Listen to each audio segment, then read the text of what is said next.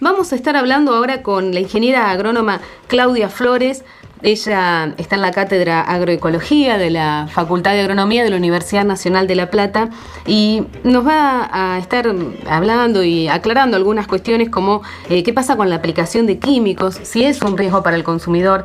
Todos hablamos muchas veces de agroquímicos, pero bueno, qué mejor que este programa como para aclarar algunas cuestiones que tienen mucho más que ver con el sentido común, que tiene que ver con lo científico. Por eso la saludamos. ¿Cómo le va, ingeniera? Hola, buenas tardes. Ahora parece que sí. Sí, ahora estamos en contacto. Hace un rato la producción trataba de contactarse y no podía, pero por suerte sí vamos a poder compartir este tema en el programa de hoy que está dedicado a la alimentación. Usted forma parte de la Cátedra de Agroecología. Así es. Y allí están tratando el tema de los químicos permanentemente. La manipulación de los químicos en los alimentos sería el tema que nos concierne en el día de hoy. ¿Qué nos puede decir al respecto? La manipulación de los químicos desde el origen, ¿no? Desde el cultivo. En realidad, la producción de alimentos con agroquímicos es algo relativamente nuevo en la historia de la agricultura. Si bien hoy no se concibe una producción alimentaria prácticamente sin alimentos, en realidad el uso de los químicos en la producción agropecuaria data de la Segunda Guerra Mundial en adelante, lo cual es un tiempo muy cortito en la historia de la agricultura. Y a partir de ese momento se han incrementado el uso de químicos, tanto para controlar las plagas en los cultivos como para controlar las malezas y las enfermedades. Hoy en la producción agropecuaria prácticamente se utilizan cantidades desmedidas de químicos y es un riesgo para la población la forma en que se está produciendo alimento. Más allá de las precauciones o no precauciones que se puedan tomar, el uso en sí mismo de químicos que son tóxicos, todos ellos, es un riesgo para la alimentación.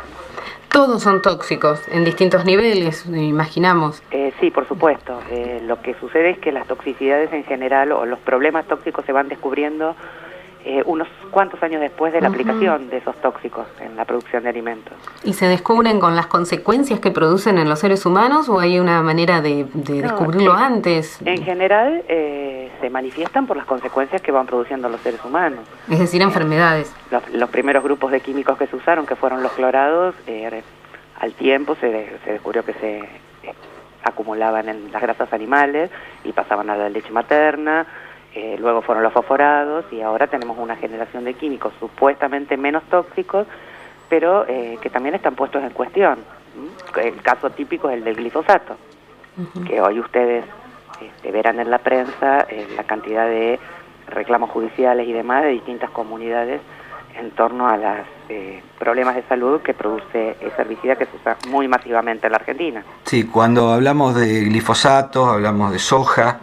Cuando hablamos de soja, empezamos a pensar en este tipo de nuevos productos químicos que interfieren en el desarrollo del organismo y también pensamos en los alimentos transgénicos. Sí. En realidad, ¿a partir de qué época en Argentina empiezan a aparecer las semillas transgénicas o los maíces transgénicos o la soja transgénica? El transgénico, que fue una soja transgénica, se libera en el año 90, en la década del 90. O sea, década del 90. En la década del 90. Y la expansión masiva de la soja transgénica empieza en el 96.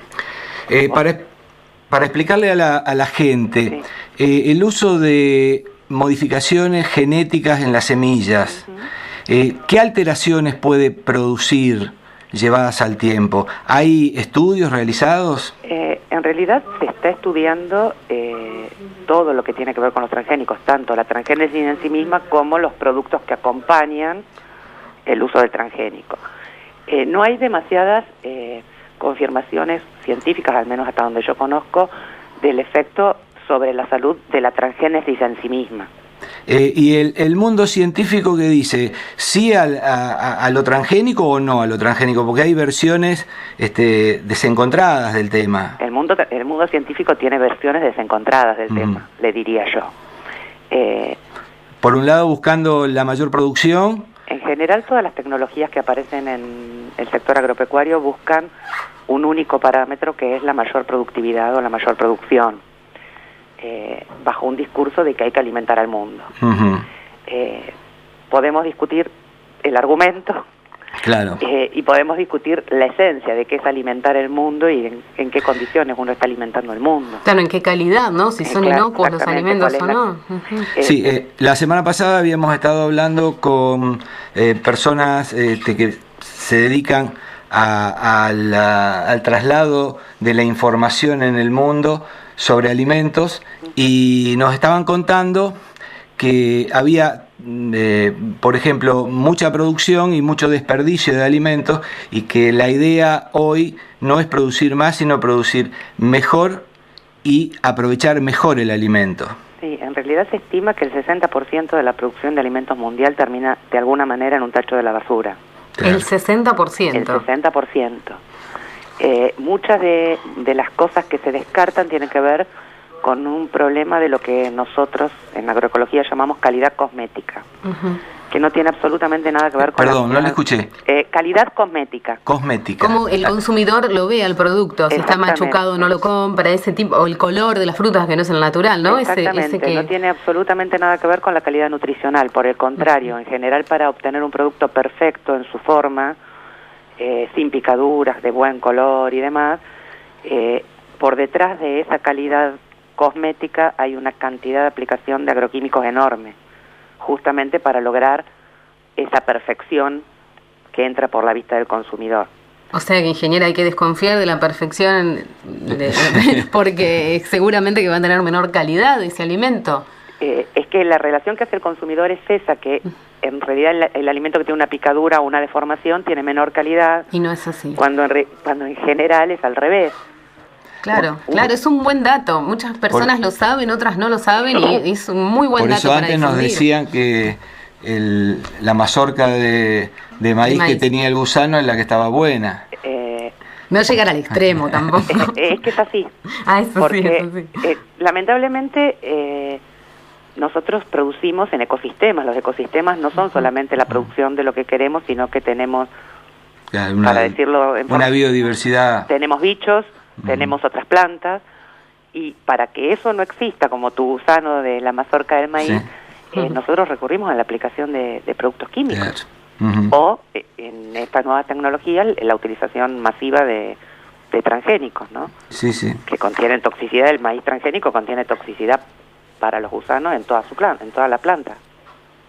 Claro, por supuesto. Y también hay otro problema que se presenta y que se puede decir que es moderno, que la producción intensiva, ¿no? Cómo ha puesto en peligro la salud de los consumidores a través de cómo afecta al medio ambiente. Usted como ingeniera agrónoma, ¿qué nos puede decir también al respecto? ¿Se ha avanzado en esto? ¿Se puede llegar a tomar medidas para frenar estos cultivos intensivos? ¿O realmente el sistema económico mundial nos supera y no hay nada que hacer? A ver, yo creo que las medidas que se van a tomar van a tener que ver poco con el sistema económico y con la producción agropecuaria en sí misma o con los científicos en el área agropecuaria. Uh-huh. Si bien en la ciencia agropecuaria se está poniendo mucho en cuestión, ¿no? El tema del uso indiscriminado de químicos y demás, yo creo que hoy por hoy son los consumidores y las poblaciones civiles los que van a marcar un cambio en la forma de producir la comida. Uh-huh. Cuando, digamos, nosotros estamos presenciando hace unos cuantos años fallos de jueces civiles ante reclamos de la gente que no tiene demasiado que ver con la producción agropecuaria por estos riesgos a la salud que supone la fumigación masiva. Y yo creo que esos fallos y la aplicación de zonas de restricción como están apareciendo, no sé si ustedes están al tanto, pero hay empiezan a aparecer lugares donde se prohíbe directamente la aplicación de químicos. Cuéntenos, pónganos más al tanto todavía. Justamente, hay muchos reclamos de población cercanas a las áreas agropecuarias. En nuestro país estamos hablando. En nuestro país, sí, Uh-huh. en nuestro país y en el mundo también, pero nuestro país se está dando con una velocidad bastante interesante, Sí. que llevan a la justicia sus reclamos y los jueces empiezan a fallar restringiendo la aplicación a determinadas Zonas. distancias de las áreas periurbanas o urbanas. ¿Y qué ocurre en esos lugares? ¿Se cumple la normativa y se van para otro lado o siguen produciendo sin utilizar estos químicos? En general se viola la normativa. Claro. En general se viola la normativa. O se encuentran las formas de que la normativa no se ponga en práctica. Bueno, pero es un comienzo igual que la justicia esté a favor de los consumidores y que los consumidores estén reclamando vía judicial. Eso sí que es un gran avance. Sí, pero más que el consumidor es el afectado directo por la fumigación, esto que se conoce como pueblos fumigados y demás, que son personas que los aviones le pasan fumigándole a los chicos en los patios de las escuelas. Entonces, el reclamo no es tanto por lo que están comiendo, sino porque directamente están recibiendo el impacto directo de los fumigantes. Por lo que están viviendo. Por lo que están viviendo. El consumidor, lamentablemente, yo creo que no tiene mucha conciencia de cómo se produce la comida. Entonces, esto que hablábamos, ¿no? De alguna manera prevalecen criterios de consumo de cosmética y demás, que también le dan una señal a los productores y a los técnicos de qué es lo que el consumidor quiere, y entonces se hace como un círculo vicioso en donde el productor aplica y el técnico sugiere porque el consumidor quiere determinada calidad de producto.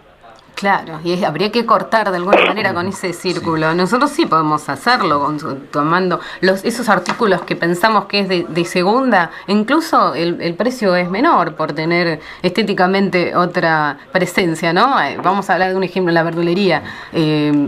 Liquidan o tienen un precio especial los tomates que no están tan perfectos. Y esos tomates perfectos a veces ni siquiera tienen gusto. Hablando, nosotros tres somos consumidores, sabemos de qué estamos hablando. Tiene muy poco que ver con lo que consumíamos antes, con lo que venía de las quintas. Sí, por supuesto, pero en realidad eso tiene que ver también con una cuestión de consumo y de comercialización. Exactamente. Y de tener acceso también, porque no tenemos acceso a otros productos. Por ahora estamos con lo que nos encontramos también, con lo que nos venden, y generalmente se repiten en las góndolas de los supermercados o en las verdulerías lo mismo, hablando específicamente ahora como ejemplo, ¿no? de las verduras. Pero bueno, nosotros hemos estado ahora estamos un poco más al tanto de algunas cuestiones, pero esto siempre da para más, así que la anotamos para convocarla nuevamente, doctora, ¿puede ser?